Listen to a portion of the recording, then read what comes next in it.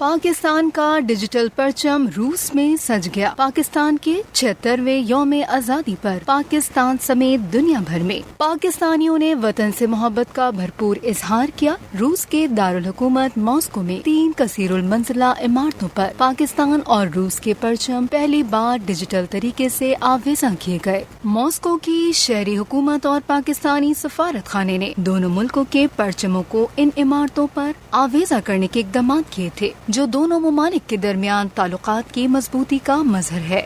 عمارتوں پر دونوں ممالک کے پرچموں کے ساتھ روسی اور اردو زبان میں پاکستان اور روس کے نام بھی چل رہے تھے، جبکہ پاکستان اور روس کے مابین سفارتی تعلقات کے 75 سال مکمل ہو چکے ہیں۔ 14 اگست کی رات ماسکو میں پاکستان کے پرچم کی نمائش ایک تاریخی لمحہ ہے۔ اسی طرح متحدہ عرب امارات میں دنیا کی بلند ترین عمارت برج الخلیفہ بھی سبز ہلالی پرچم سے سج گیا۔